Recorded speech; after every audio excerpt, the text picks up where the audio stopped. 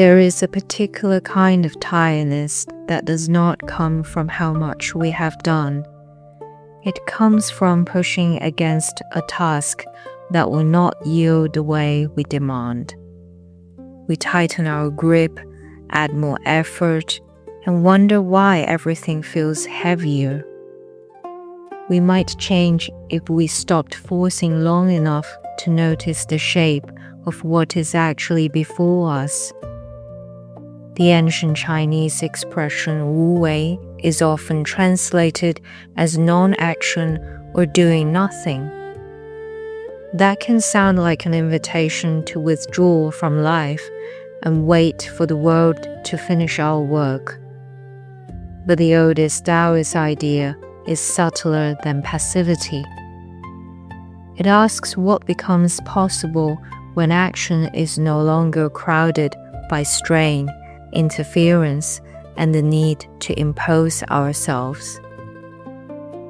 To approach that question, the Zhuangzi asks us to watch a cook and his blade.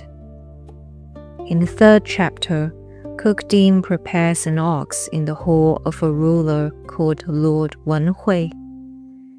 A hand reaches, a shoulder leans, a foot settles, and the knee finds its place.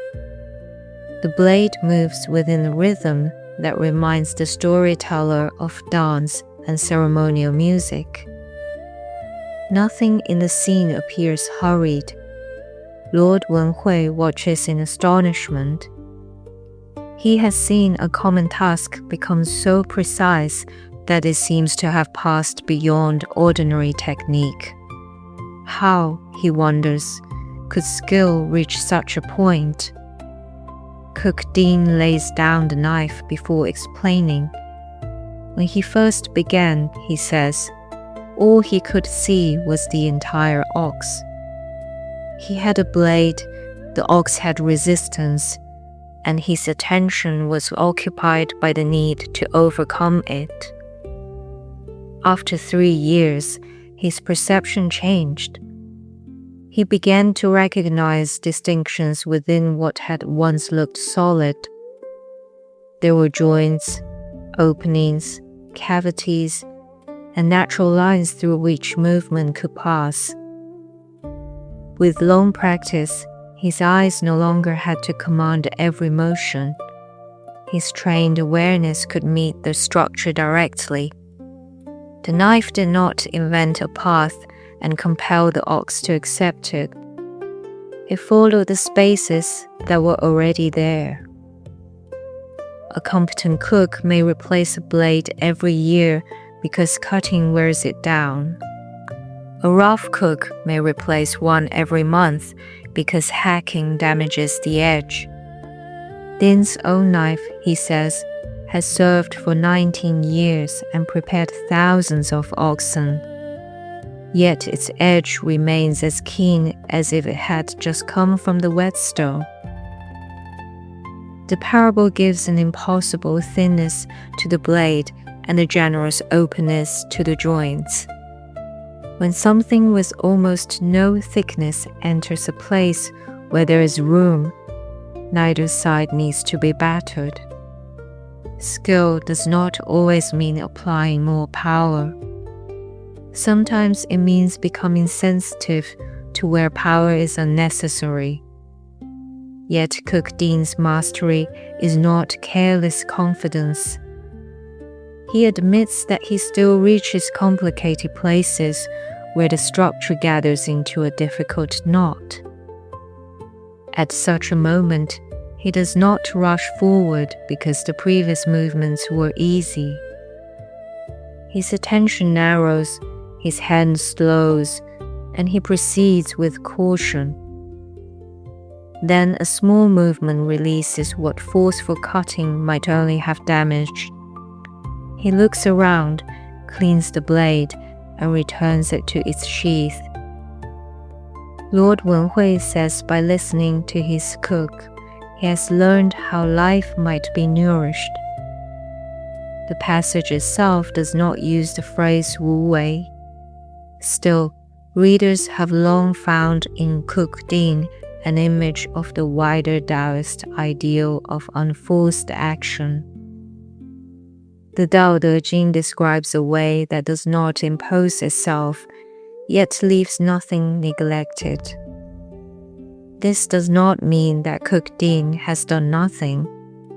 He has trained, observed, adjusted, slowed down, and completed demanding work.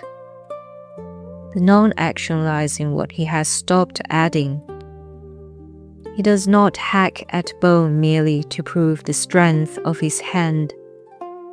He does not make speed more important than attention. He does not insist that every part of the task resemble the part before it.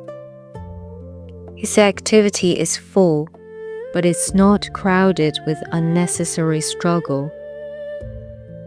There is a difference between effort and strain. Effort belongs to learning, returning, and caring for what we do.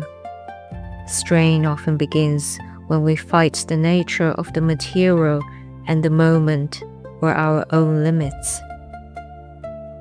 Kuk Ting needed years before his responsiveness became natural. Even after those years, difficult places still asked him to pause. Wu Wei is therefore not a shortcut around practice. It is what practice may become when knowledge settles so deeply that action can listen. Nor is it a promise that one skill will make every part of life effortless. The cook knows his particular work, his particular blade, and the structure before him.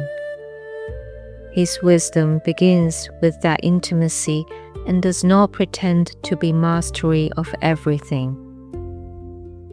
In an ordinary day, we may recognize the rough cook within ourselves. We entered a conversation already cutting toward our reply. We force a creative task to match the finished picture in our mind. We keep pushing a decision after fatigue has made its structure impossible to see. The story offers a quieter experiment. Before adding more force, we might notice where the resistance actually is. Perhaps there is an open space we have ignored, a sequence we have reversed, or a difficult join that needs patience rather than pressure. Sometimes the fitting action will be decisive. Sometimes it will be a smaller movement, a longer look, or one unhurried breath before continuing. Doing less can accomplish more when the actions we removed were obstructing the work itself. You might bring one tangled matter gently to mind now. There is no need to solve it in this moment. Simply notice where your grip becomes tight around it. Then imagine the smallest movements that would not require violence against yourself or the situation. There may be a narrow opening, or there may only be permission to wait until you can see more clearly. Either can belong to the way of unforced action.